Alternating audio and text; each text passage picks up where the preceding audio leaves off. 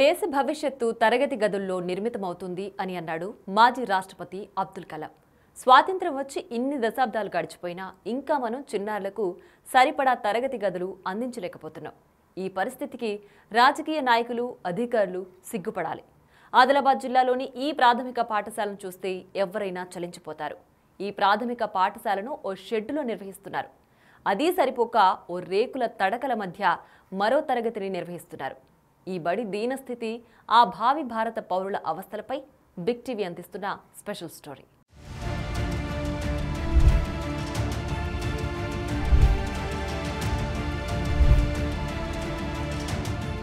ఆదిలాబాద్ జిల్లా మావల మండలం దుబ్బగూడ మాడాలి కాలనీలో గత కొన్ని సంవత్సరాల నుంచి ప్రభుత్వ పాఠశాల భవనం లేకపోవడంతో విద్యార్థులు తీవ్ర ఇబ్బందులు పడుతున్న పరిస్థితి కనిపిస్తుంది. సో విద్యార్థులకు ఏదైతే అద్దె భవనంలో గత కొన్ని సంవత్సరాల నుంచి పాఠశాలలో విద్యా బోధనలు కొనసాగాయి. కానీ అద్దె భవనానికి సంబంధించిన రెంటెడ్ ఓనరు భవనాన్ని ఖాళీ చేయించడంతో విద్యార్థులు తీవ్ర ఇబ్బందులు పడుతున్న పరిస్థితి కనిపిస్తుంది. కాలనీ వాసులంతా కూడా చేరో కొంత చేసుకొని చందా రూపంలో ఆ డబ్బులను జమ చేసి ఇక్కడ ఒక షెడ్డుని ఏర్పాటు చేసుకొని అక్కడనే విద్యార్థులకు పాఠాలైతే బోధిస్తున్న పరిస్థితి కనిపిస్తుంది. సో విద్యార్థులు పడుతున్న కష్టాలపై బిగ్ టీవీ అందిస్తున్న స్పెషల్ రిపోర్ట్ ఇప్పుడు చూద్దాం.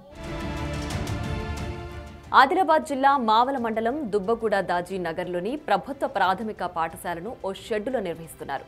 ఆ పాఠశాలకు చెందిన తరగతి గదిని పక్కనే ఉన్న గుడికి ఆనుకుని ఉన్న ఓ చిన్న రేకుల షెడ్డులో విద్యార్థులను కూర్చోబెట్టి పాఠాలు చెప్తున్నారు. మొదటి 3 తరగతుల విద్యార్థులకు షెడ్డులో బోధన నిర్వహిస్తుండగా 4 నుంచి 5 తరగతి పిల్లలకు గుడికి ఆనుకుని ఉన్న రేకుల షెడ్లో బోధన కొనసాగిస్తున్నారు.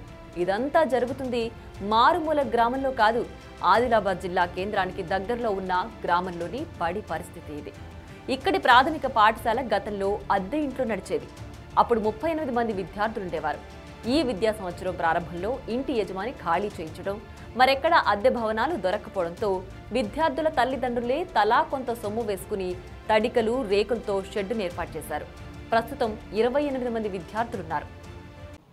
బట్టిసావరగాం గ్రామ పంచాయతీ పరిధిలో గల మోడల్ కాలనీ దుబ్బగూడలో గత 13 సంవత్సరాల నుంచి ప్రభుత్వ ప్రాథమిక పాఠశాల నిర్వహించడం జరుగుతున్నది. కానీ ఇక్కడ విద్యార్థులకు పక్కా భవనం లేక చాలా ఇబ్బందులు ఎదుర్కొంటున్నారు. ఇక్కడ తరగతి గదులకు షెడ్ సరిపోకపోవడం వల్ల హనుమాన్ మందిరంలో కూడా క్లాసులు నిర్వహించుకోవడం జరుగుతున్నది.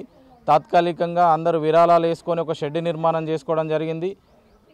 అక్కడ సౌకర్యాలు సరిగా లేక చాలా పిల్లలు ఇబ్బంది పడుతున్నారు. టాయిలెట్స్ లేవు, వంటశాల లేదు. ఇక్కడ 30 మంది విద్యార్థులు ఉన్నారు, 2 టీచర్లు ఉన్నారు. ఇప్పుడు డైట్ నుంచి కూడా 2 పిల్లలు వచ్చి ఇక్కడ విద్యని చెప్తున్నారు. పిల్లలకి సౌకర్యాలు లేక చాలా ఇబ్బంది పడుతున్నారు. కాబట్టి అధికారులు తొందరగా స్పందించి పేద విద్యార్థుల కొరకు పక్కా భవనం నిర్మాణం చేసి ఇచ్చినట్లయితే బాగుంటుందని కాలనీవాసుల తరపున కోరుకుంటున్నాం. నా పేరు ఉషన్న, మోడల్ కాలనీ, ఈడ బట్టిసావరగామ, ఈ ఏరియాలో ఉంటాం మేము. కాకపోతే మాకు సౌకర్యము పిల్లలకు బాగా ఇబ్బంది అవుతున్నది. పిల్లలు రోడ్డు మీదకి ఎగబడి ఉరుకుతున్నారు. గేట్ లేదు, బడి లేదు, టాయిలెట్ లేదు. ఇంత బాధ ఉన్నదంటే ఇడిసబెడితే రోడ్డు మీదకి పోతున్నారు, బండ్లు తిరుగుతున్నాయి. ఒకళ్ళ పిల్లలకి ఏమన్నా అయితే ఎవరు బాధ్యులు సార్? దయచేసి మీ అధికారులు అందరూ పట్టించుకొని ఈ 2-3 కిలోమీటర్ల దూరం ఉన్నది ఇది దుబ్బగూడ మోడల్ కాలనీ. పెద్ద దూరం లేదు, పెద్ద 10-15 కిలోమీటర్లు లేదు, ఖాళీ 3 కిలోమీటర్లు ఉన్నది సార్. ఇంత పట్టించుకొని పాపన పోతున్నదంటే మీ అధికారుల ఇది ఎవరిది తప్పు? ఏం కథ ఇది? ఇంత గుడిసెల దగ్గర ఇంత చిన్న పిల్లగాళ్ళు ఇంత రోజులు ఇన్ని రోజులు అవుతున్నది, ఇక్కడ పట్టించుకుంటే లేని పాపన పోతున్నదంటే కొంచెమన్నా చర్య తీసుకొని కలెక్టర్ గారి ధన్యవాదాలు.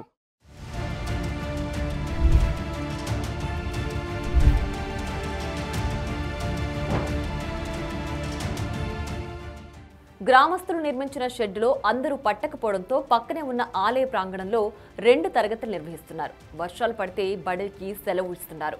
ప్రస్తుతం ఎండల తీవ్రతకు పిల్లలు రేకుల షెడ్డు లోపల కూర్చోలేకపోతున్నారు.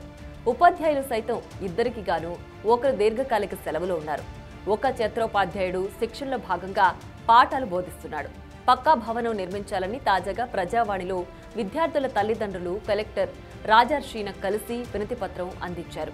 అయితే ఎలక్షన్ కోడ్ కారణంగా భవనం ఆలస్యం కానుందని అధికారులు చెబుతున్నారు.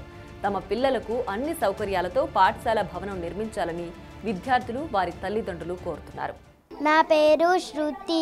నేను ఇక్కడ నుంచే చదువుకుంటున్నాను. ఫస్ట్ నుంచి మాకు బడి కావాలా, లాట్రిన్ బాత్రూమ్ కావాలా, మాకు వంట రూము లేదు. ప్లీజ్ సార్ కావాలా మాకు.